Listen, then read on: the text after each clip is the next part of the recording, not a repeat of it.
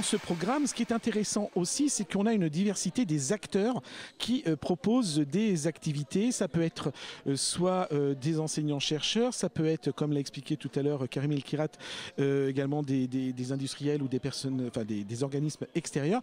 Et aussi, et c'est ça qui est intéressant, les étudiants qui participent à la fête de la science, à la fois en tant que guide, on l'a vu tout à l'heure, mais aussi en tant qu'animateurs, proposent des activités et souhaitent mettre aussi en avant l'activité de leur association. Et donc avec nous, on a Marielle. Bonjour Marielle. Bonjour. Marielle, tu es donc étudiante à l'UTC et en même temps tu fais partie d'une association qui s'appelle Nutrition, avec bien sûr le U, le T et le C majuscule pour rappeler le rattachement avec l'UTC. C'est une association toute récente. Oui, c'est ça, elle a été créée le semestre dernier pour mettre en commun 3 associations. C'était CAC Carotte, donc, qui proposait des paniers de fruits et légumes pour les étudiants issus d'un marché local et bio. La réunification aussi avec Avocarotte qui faisait de la sensibilisation sur une alimentation végétarienne. Et puis un projet de vrac de Compiègne en transition. Et donc vous avez voulu un petit peu réunir tout ça sous le panel d'une seule et unique association qui est récemment créée. Vous avez combien de membres ? On est une trentaine à peu près, répartis en une team marché qui s'occupe de la distribution des produits locaux et bio pour les étudiants. Un groupe plutôt de sensibilisation, d'animation dont je fais partie. De la communication aussi qui est importante pour se faire voir par les étudiants notamment. Une team info qui gère aussi toute la billetterie pour les commandes.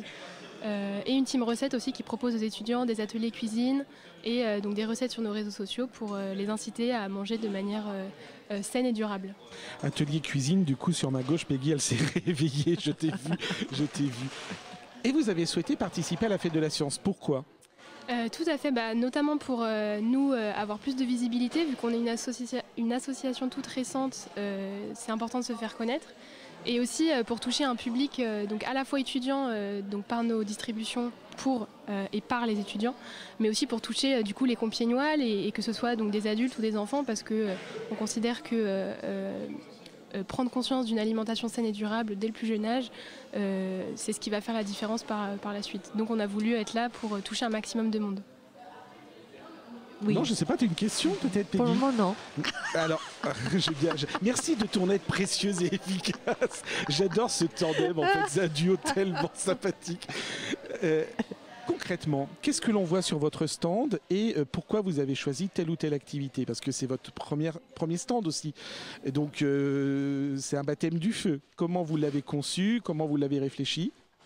Tout à fait. Donc, on a eu des stands le semestre dernier, mais sur les événements UTC1, donc à l'Imaginarium Festival par exemple. Et donc là, c'est la première fois qu'on a un public plutôt d'enfants par exemple.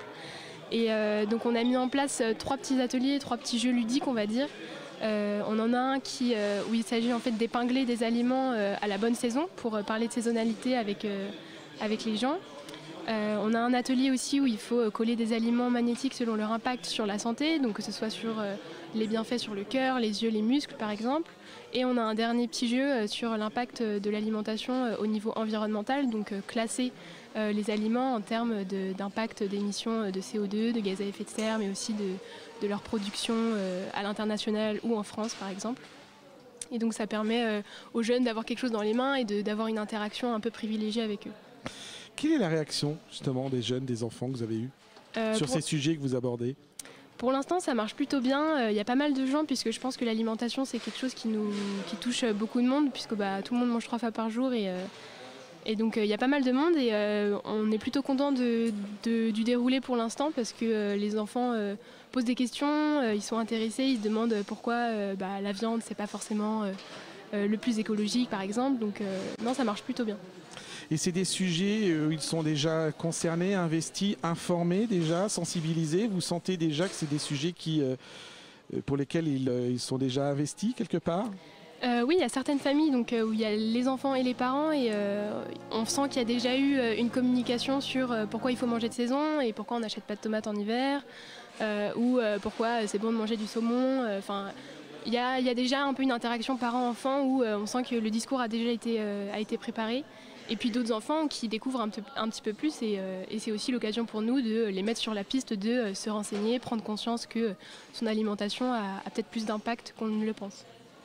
Comment vous avez anticipé vos activités, les propos que vous tenez entre des enfants qui ont 5-6 ans au niveau CE1, CE2 jusqu'à des terminales? C'est pas le même discours parce que c'est pas le même public. Vous l'avez anticipé? Comment vous avez géré ça? Parce que c'est pas le même stand, à vrai dire. C'est un stand multiple. Tout à fait. Je pense que nos ateliers sont à la fois réalisables et de manière ludique par les enfants et par les parents. Après, c'est aussi à nous d'adapter notre discours.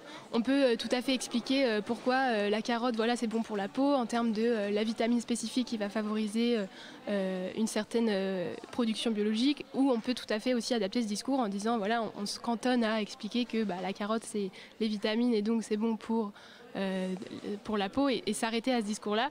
Et ensuite s'adapter aux questions des gens. Mais je pense que les stands ont été faits pour que ça s'adapte à chaque âge et surtout chaque niveau. Et après, développer le discours et aller un peu plus loin scientifiquement ou pas selon la personne qu'on a en face de nous.